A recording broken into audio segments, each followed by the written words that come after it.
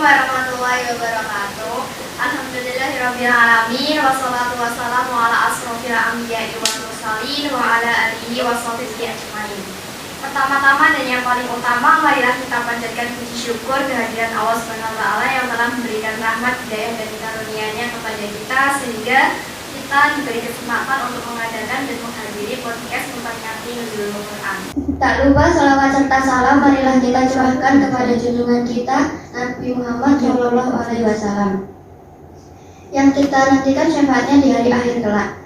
Halo sahabat Al-Azim, gimana nih kabarnya? Semoga selalu sehat ya. Puasanya apa kabar nih? Semoga lancar selalu ya. Sebelumnya, perkenalkan saya Rahmanda Syafira. Saya Aninda Hirunisa.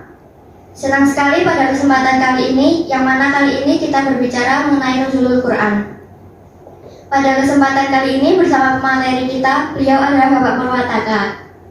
Assalamualaikum. Nah, 2 hari lagi ini bertepatan dengan malam Nuzulul Quran. Nuzulul Quran yang diperingati tiap tanggal 17 Ramadan merupakan peristiwa turunnya Al-Quran pertama kali pada Nabi Muhammad SAW. Untuk itu, penjelasan singkat untuk peristiwa turunnya Al-Quran pertama, Pak. Assalamualaikum warahmatullahi wabarakatuh. Jadi, mengapa kita memperingati Nuzulul Quran? Nuzulul Quran itu adalah pedoman. Jadi, walaupun dulu sudah ada kitab, tetapi kan belum sempurna. Maka diturunkan Dzalika kitabul la raiba fihi hudal muttaqin. Ini kitab yang sudah disempurnakan. Jadi kalau kita hidup ini mempunyai aturan-aturan. Untuk itu Allah itu membuat aturan-aturan bagaimana kita bisa hidup sehingga kita bisa selamat di dunia dan di akhirat. Dengan bagaimana itu? Diturunkan lewat Kanjeng Nabi Muhammad SAW. Untuk siapa? Untuk umat semuanya. Karena apa? Karena Islam itu rahmatan lil alamin, bagi mereka yang bertakwa. Jadi mengapa kok ini Nuzulul Quran diturunkan? Kenapa? Karena untuk mengatur kita. Mengatur apa? Ya hablum minallah, ya hablum minannas. Jadi tidak bisa terus orang seenaknya sendiri barbar. Tidak ada aturan, tidak bisa. Semuanya harus ada aturan-aturan. Aturannya bagaimana? Ini aturannya yang membuat Allah, bukan kita, ya, yang membuat Allah. Untuk siapa? Untuk kita semuanya. Ya hablum minallah dan hablum minannas. Bagaimana hubungan kita terhadap Allah? Bagaimana hubungan kita terhadap manusia, sesama manusia? Itulah sebetulnya makna yang ingin disampaikan Allah kepada kita tentang Nuzulul Quran. Ya, gitu. Terus kalau hikmah dari Nuzulul Quran itu apa aja ya Pak? Ya, nih, jadi bagaimana kita mendapatkan hikmah dari Nuzulul Quran? Hikmah yang pertama ini, kita itu diberi akal hati untuk bertakwa, untuk percaya. Alladzina yu'minuna bil ghaibi. Karena apa? Karena Al-Quran semuanya yang ada di ini tidak hanya hal-hal yang bisa terlihat di dalam kehidupan kita saja, yang tidak, tetapi ada hal-hal yang harus dipercaya secara gaib. Bagaimana itu? Ini harus ada aturan-aturannya. Hikmahnya satu, kita sebagai manusia itu harus tahu sebenarnya bahwa kita itu diciptakan tidak hidup terus sendirian, kebebasan tidak, tetapi mengatur tentang bagaimana hati dan akal kita. Hikmahnya itu bagaimana ini Al-Quran ini kok diberikan kepada kita? Ini untuk mengatur hati dan akal kita. Coba kalau kita tidak punya akal. Bagaimana? Seperti binatang nanti kalau tidak punya akal. Barbar semuanya. Yang punya akal saja menggunakan akal sering barbar, tidak ikut aturan Al-Quran, apalagi tidak punya. Nah, di situ bagaimana menggunakan hati? Karena harus apa? Harus iqra pertama kali itu. Iqra. Baca. Apa yang harus dibaca? Hikmahnya apa? Apa yang dibaca? Bacalah dirimu sendiri, dibaca diri kita. Kita itu harus membaca diri kita. Oh iya, aku ini seorang makhluk. Saya harus taat kepada yang menciptakan. Dibaca diri kita. Jangan membaca orang lain sebelum membaca diri kita. Karena hikmahnya ini, mengatur hati ini. Kemudian bagaimana gini? Menyatukan antara hati dan akal. Supaya apa? Supaya dalam kehidupan ini bisa berhikmah. Supaya dalam kehidupan ini kamu semuanya, manusia semuanya itu tidak saling untuk bertengkar. Karena semuanya sudah diatur di situ. Hikmah pertama tentang apa? Ketakwaan. Takwa. Iya, harus takwa. Iman kita harus diperkuat. Iki loh. Nah, itu. Tadi saya katakan, dalikal kita belarai balil dalil mutakin, sing percaya. Bagi orang-orang, ini loh kitab Al-Quran yang sudah disempurnakan, yang percaya. Maka harus baca. Baca apa? Bagaimana cara membacanya? Ya baca diri kita sebelum baca orang lain. Jangan mengatakan sesuatu sebelum tahu sebenarnya. Nah, sekarang sering antara hati dan akal tidak sering nyambung. Maka terjadi apa? Pertengkaran-pertengkaran. Untuk anak-anakku semuanya harus mulai dengan hati dan akal. Jangan emosi. Jangan menggunakan emosi. Kalau kita menggunakan emosi, ya bubar jalan. Gak ada aja, udah semuanya bubar jalan kan begitu. Jadi ini hikmah pertama tentang apa? Ketakwaan. Takwa, iman kita. Yang kedua bagaimana? Yaitu tadi hubungannya dengan hablum minanas tadi. Karena semuanya sudah diatur bagaimana berhubungan dengan orang lain di dalam Al-Quran itu. Antara satu dengan yang lain namanya persahabatan, bukan permusuhan. Gampang cari musuh itu. Kowe guyu aku terus nesu melirik wes dadi. Ya kan? Sudah ini sudah tidak hablum minanas lagi. Umpamanya ada orang salah, bolehlah supaya salah itu kita memberikan masukan, tapi dengan apa? Dengan adab. Hablum minanas itu adalah hubungannya itu bagaimana menggunakan adab ini. Adab ini yang harus dipegang teguh. Mosok dengan ibunya, walaupun ibunya salah terus ngunek-ngunek ke, nah, tidak punya adab itu. Hablum minanasnya bagaimana ini? Harus punya adab. Adabnya ini, adab itu penting. Sebelum kamu mempunyai ilmu, adab kan paling penting. Agar apa? Agar hubungan antar manusia ini menjadi lebih baik. Hikmahnya yang kedua tentang apa? Hubungan dengan manusia. Iya, hubungan yang ketiga. Bagaimana hikmah yang ketiga? Dengan alam. Apakah kita terus seenaknya saja? Tidak boleh. Tidak boleh dengan seenaknya. Wah, ini punya aku sendiri, mau tak nggak bisa begitu. Alam itu ada binatang, ada tumbuhan. Boleh seenaknya dengan binatang? Tidak, harus. Walaupun itu binatang, kita juga harus memperlakukan dengan baik. Binatang saja diperlakukan dengan baik, apalagi dengan sesama manusia. Ketika kita memperlakukan sesuatu itu dengan baik, hablum minasnya baik, hasilnya akan menjadi baik. Membuat roti kalau bahannya itu kotor, jadi roti baik enggak? Enggak. Iya kan? Jadi ini yang penting, adab itu penting. Maka perlu sebelumnya kita mengetahui tentang adabnya bagaimana. Hablum minanasnya piye to iki? Bagaimana kamu menjaga antara satu teman dengan teman yang lain. Itu kalau di sekolah bagaimana menjaganya? Orang kotor demah tadi ketua kelas terus sak penake kan ya tidak boleh begitu. Iya. Terus umpamanya Pak kan jadi ketua kelas jadi pengurus. Saya tidak jadi pengurus, aku ya sak penake tidak boleh begitu. Harus menjaga sama karena semuanya ada aturannya, ada adabnya. Bagaimana dengan lingkungan? Apa iya kamu biarkan saja dengan kelasmu itu kotor kan itu. Bagaimana kita adabnya dengan kebersihan, dengan lingkungan? Bagaimana kita menjaga ini?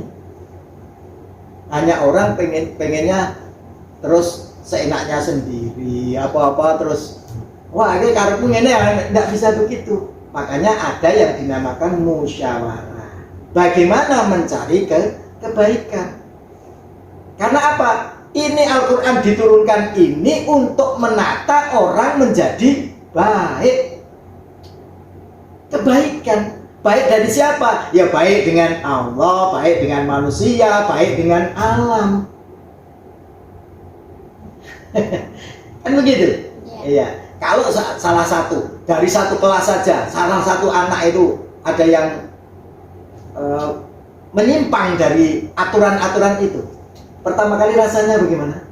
Yang sedih bagaimana sih? Nah, bagaimana kita? Oh, ini anak menyimpang. Kan kalau di sekolahan sudah ada, oh ini caranya nanti dibawa ke BP, dilaporkan ke BP, nanti BP untuk dibimbing. Kan begitu? Ini hablum minasnya. Supaya apa? Semuanya menjadi terjalin baik. Terjalin baik. Tetapi kalau tidak ada aturan seperti kehidupan ini tidak diberikan, tidak diturunkan Al-Quran, tapi turunnya Al-Quran itu tidak langsung brut saja satu kan enggak. Iya. Berangsur-angsur berapa kali? 22 tahun, 22 bulan, 22 hari. Coba bayangkan, turunnya satu per satu. Karena oh ini aturan ini, aturan ini, aturan ini. Aturan tidak hanya aturan saja, aturan itu kan ada dua, ada wajibnya, ada sunnahnya. Wajib juga ada dua, kan begitu? Wajib bagaimana wajib ini? Oh saya harus, kalau wajib itu, kalau di situ itu dinyatakan dalam Al-Quran itu untuk disuruh, itu adalah kewajiban. Dilakoni. Kalau yang tidak disuruh ya harus dilakoni karena wajib itu. Kalau sunnah, bagaimana kalau sunnah? Nah, boleh ya boleh. Yang tidak dilarang boleh dilakukan. Kalau wajib itu yang disuruh, yang dilakukan. Tapi kalau sunnah, yang tidak dilarang boleh dilakukan. Dari sini ada aturan-aturan, maka diturunkan Al-Quran. Sakjane kewajiban mungkin apa toh sakjane. Nah kan itu. Kewajibannya apa? Oh ini kewajibannya tentang ini, tentang bagaimana. Nah kalau sholat iya, menjadi muslim itu cirinya sholat. Oh iya, cirinya sholat. Kalau tentang syahadat ya jelas, wong sudah ngakoni dulu kok. Ya, tertib pertama tadi itu, kalau kita sudah percaya dengan kitabnya, apa yang diwajibkan? Ya sholat. Kamu tidak sebagai seorang muslim itu, kamu tidak mungkin tidak puasa, masih bisa disebut muslim kan? Iya, tidak puasa. Oh, syahadat kok. Tidak haji, bisa disebut muslim tidak? Bisa, tetap masih bisa. Tidak sedekah, bisa disebut muslim enggak? Bisa. Tapi kalau kamu tidak sholat, kayaknya muslim mau butuh. Nah, pertanyaannya kan jadi begitu. Iya. Jadi cirinya yang bisa terlihat itu apa? Sholat, kewajiban. Karena di dalam Al-Quran itu wajib, sebuah kewajiban kita. Maka perlu kita laksanakan. Mana yang wajib, mana yang sunnah. Itu. Jadi enak saja kita untuk bisa mengerti tentang bagaimana Al-Quran itu kok. Kenapa kok diturunkan? Oh, membuat aturan-aturan. Supaya apa? Itu tadi, hablum minanas ya baik, hablum minallahnya baik. Nah, ini kalau hablum minallah itu kan bil ghaibi, ya loh. Tuhannya rupanya kayak apa? Tidak boleh begitu. Tidak boleh begitu. Iya. Yes. Seperti itulah, tidak berupa, tidak apa-apa. Pokoknya kita percaya kepada Allah. Karena tadi itu bil ghaibi, harus percaya dengan yang gaib. Malah takut malaikatnya lanang apa wedok. Iya, karena bil ghaibi tadi harus percaya itu. Sudah jelas? Nah, jadi 3 itulah kira-kira, tapi itu sudah kalau dijabarkan panjang banget ya. Selanjutnya nih Pak, Ya. untuk amalan yang dianjurkan pada saat nuzul Quran, gimana Ya. Pak? Untuk amalan-amalan itu sebetulnya banyak sekali. Semua perbuatan baik, semua hal yang berbuat baik itu boleh dilakukan. Karena apa? Karena ini kita berhikmah kepada nuzul Quran. Yang pertama, ingat yang pertama. 1, kamu harus banyak-banyak membaca Al-Quran. Perbanyak baca Al-Quran. Sudah khatam belum? Sudah. Alhamdulillah. Berapa kali? Lupa berapa? Di durasi puasa ini sudah berapa kali khatam? Pas bulan puasa ini? Iya, dari Ramadan ini. Oh, belum. Belum, oh ya. Kalau kemarin-kemarin sudah khatam, ya. Ya, insya Allah kalau di jamaah saya itu 1 minggu minimal 1 kali khatam. Ya, iya. Iya. Ya ini namanya banyak-banyak membaca Al-Quran. Nah, apa? Apalagi di bulan Ramadan. Apalagi di bulan Ramadan itu kan pahalanya luar biasa kan gitu, pahalanya luar biasa. Akhirnya apa? Akhirnya kita ayo berbondong-bondong. Baru kamu itu di toko di mall ada yang namanya diskon. Ya. Wah, buru semuanya kan itu, memburu sana, semuanya memburu ke sana. Ini Allah memberikan diskon. 1 kali perbuatanmu itu bisa diganjar 1000 kali lipat, ya kan? Ya. Lah kok nggak dilakukan? Malah nih mau HP. Berapa jam kamu buat pegang HP? Iya, 1 hari. Hari 1 malam. Ayo sering banget. Bagaimana kamu baca Al-Quran? Ayo sempatkan 1 tahun sekali. Banyak-banyak baca Quran. Sempatkan. Walaupun cuma 10 menit, 10 menit dapat 1 juz umpamanya, nek iso. Ya, dapat 1 surat dan sebagainya. Ini harus kita sempatkan. Ini tadi, kalau hikmahnya hati tidak bisa menerima, akal tidak bisa menerima, ngerti ini memang senang-senang. Karena keliru. Amalan-amalannya jadi keliru. 1, amalannya kok keliru. Oh, dalam anak-anak biasanya keliru. Kenapa? Yang dipikirkan, wah sesuk aku njaluk kelambiannya, ya. Baju baru. Kalau puasa terus, wah aku pengen buka puasa makanan ini. Lah ini kelirunya di sini. Apa yang dipikirkan duniawi, padahal puasa ini ukhrawi, ya kan? Ya. Maka harus banyak-banyak membaca Quran, berdoa, beristighfar, banyak-banyak itu doa-doa itu, lantunkan doa-doanya, berzikir. Kalau tidak bisa baca Quran atau belum fasih atau tidak sempat baca Quran, ya berzikirlah, lafadzkan zikir. Kan enak. Kamu di jalan dari rumah ke sekolah melafadzkan zikir enggak? Belum. Hanya belum saja. Ini padahal sudah diberi diskon sama Allah tentang ganjarannya, dilipatkan beberapa kali lipat. Masya Allah. Oh, diberi lipat aja sih di toko di mall, ayo ada diskon aja sudah. Nek kono ada diskon ini loh, kita beli ini. Ini diskonnya besar-besaran. Pintu surga dibuka. Malah do turu nyekel HP. Ini kelirunya apa? Memanfaatkan nuzul Quran ini, Ramadan ini hanya untuk kepentingan diri sendiri, tetapi kepentingan tentang duniawi.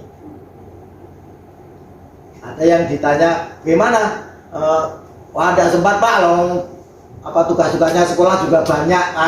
Tugas sekolah banyak ya kan ya. Ada waktu untuk bisa baca Quran, bisa berdoa, bisa berzikir, bersedekah. Sudah bersedekah? Sudah? Alhamdulillah sudah infak? Sudah. Nah, kalau ditanya bagaimana berinfak, Pak enggak punya uang, Senyum. ya senyum aja nih, kita dapat pahala. Apalagi makmurkan masjid. Ramadan ini makmurkan masjid, tidak hanya memakmurkan untuk membaca, berzikir, bersolawat, tetapi di situ ayo kita bersedekah tentang apa? Ini badan kita, kesehatan kita, ayo ngersiin. Tidak hanya datang di masjid waktu adzan, sholat pulang, enggak begitu. Ini Ramadan untuk anaknya opo ini? Amalannya opo kowe terusan? Ramalannya apa? Neng omah ngelek kartu nyekel HP, mengkurep nyekel HP. Ya kan? Ini amalannya lalu apa? Ayo kita masukkan, kita berikan amalan-amalan ini supaya apa? Supaya hikmah kita, diri kita membaca diri kita, apakah saya sudah pantas? Kita maunya masuk surga. Pantaskah kita masuk surga? Kan memantaskan diri namanya. Memantaskan diri, bagaimanakah kita bisa masuk surga? Baru kamu mau ke mall aja memantaskan diri kok. Wah, dandan kelambine apik ya kan? Iya. Itu baru mau ke mall, mau kondangan. Apa kok kondangan pakai sendal jepit? Kan enggak? Ya kan? Kita itu baru mau ke dunia saja seperti itu, mempersiapkan hal seperti itu. Bagaimana mempersiapkan kamu mempersiapkan ke akhirat? Iya. Saya pernah di lokal sama seorang siswa. Gini, Pak, Bapak kok bibirnya bergerak terus? Loh, apa sih Pak? Sakit Bapak? Saya itu berzikir. Kok dikira sakit? Ya karena tidak tahu. Ya saya biasa mengucapkan walaupun di jalan, walaupun sedang menuju ke kelas, itu biasa saya mengucapkan istighfar, ya subhanallah, la ilaha illallah dan sebagainya. Apa yang saya ingat saat itu. Ini ada yang guyonan itu kayak ya Pak, kayak orang gila, kira kayak seperti orang gila. Ya itu persepsinya aja, tidak apa-apa ya. Tapi bukan berarti terus sok-sokan wah sok Islam, bukan itu. Biarkan mereka tidak mengerti tentang agama, biarkan mereka belum mengerti tentang ilmunya. Tapi kita melakukan. Coba bayangkan, yang namanya masjid sebesar itu. Masjid sebesar itu. Yang baca Quran di masjid itu, Masya Allah, kok belum ada. Makanya saya himbau ini anak-anak ini, ayo bareng-bareng baca di situ. Iya, baca. Waktu istirahat, waktu apa saja, pulang sekolah sebentar, ayo baca di situ. Kita makmurkan, namanya memakmurkan masjid. Ini amalan ini. Apalagi di dalam bulan Ramadan ini. Makmurkan masjid tidak hanya datang pada waktu takjilan atau pulang. Ayo kita makmurkan masjid dengan apa? Baca sholawat di situ, berzikir, baca Quran, bersih. Karena masjid itu punya kita semuanya. Bukan hanya bahwa karena misalnya saya nunggu, bukan itu, bukan begitu caranya. Jadi hikmahnya yang luar biasa tuh Quran ini untuk manusia itu luar biasa. Karena apa? Ini diatur. Gitu. Seperti dijanjikan, naik kue bijine apik, naik kelas. Ya kan? Iya. Kalau kamu nilainya jelek, tinggal kelas, ulangi lagi, kan begitu. Tetapi kalau ini neraka dan surga tidak bisa diulangi lagi. Tidak bisa diulangi lagi. Maka hikmahnya itu, siapa yang baik Karena ini mengatur tentang kebaikan. Siapa yang baik ini loh ganjarannya neng surga. Ini loh, karena orang kau neng kelas, aja 3 kelas terus diulang-ulangi lagi, tidak bisa begitu. Karena orang-orang yang dikubur itu juga menangis, pengen kembali lagi, pengen berbuat baik. Nah sekarang cuma pilihannya pengen baik orang, kan itu akhirnya kan begitu.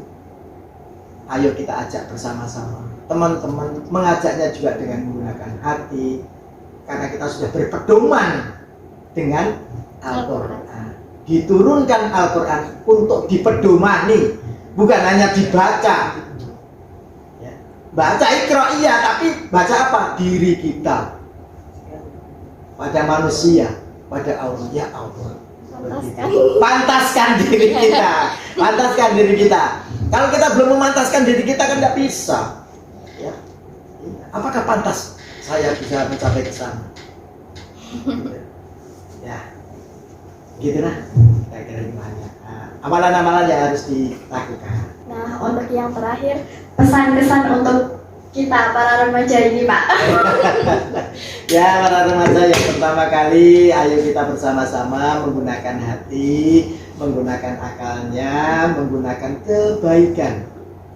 Sedikit pun kebaikan itu tetap dicatat sebagai sebuah amalan kebaikan yang akan diberikan ganti berlipat-lipat. Ingat-ingat itu. Ingat-ingat. Sebuah kebaikan sekecil apapun tetap dicatat. Maka ayo kita bersama-sama berbuat baik. Karena bukan hartamu berapa, bukan ilmumu seberapa, tetapi seberapa tabungan kebaikanmu untuk bisa kembali. Karena sebetulnya kita semuanya ini nanti akan kembali. Akan kembali. Yang diingat-ingat kita akan kembali. Sangumu piro. Nah, gitu. Kalau kamu seperti di mau berangkat sekolah minta sangu. Nah, itu Allah juga sangumu piro. Seberapa amal kebaikanmu. Yang penting adalah berbuat baik. Berbuat baik. Apa saja. Mumpung masih remaja, masih punya kesempatan, masih punya waktu. Karena banyak mereka-mereka yang pada akhirnya ketika inna lillahi wa inna ilaihi rajiun mungkin tidak husnul khotimah, menangislah hati. Karena ketika dia dikubur dia pengen kembali untuk berbuat baik. Yang masih hidup, ayo kita berbuat baik. Kemudian. Baik, terima kasih atas penjelasan seputar Nuzulul Quran. Semoga bermanfaat untuk kita. Amin. Amin. Ya, demikian. Terima kasih. Saya akhiri. Assalamualaikum warahmatullahi wabarakatuh. Waalaikumsalam warahmatullahi wabarakatuh. Semoga kita bisa meraih keberkahan di Ramadan tahun 1943 Hijriah ini. Nah, sahabat Al-Azim, demikian atas penjelasan seputar Nuzulul Quran. Semoga bermanfaat untuk kita semua. Terima kasih. Jumpa lagi untuk podcast selanjutnya. Wassalamualaikum warahmatullahi wabarakatuh.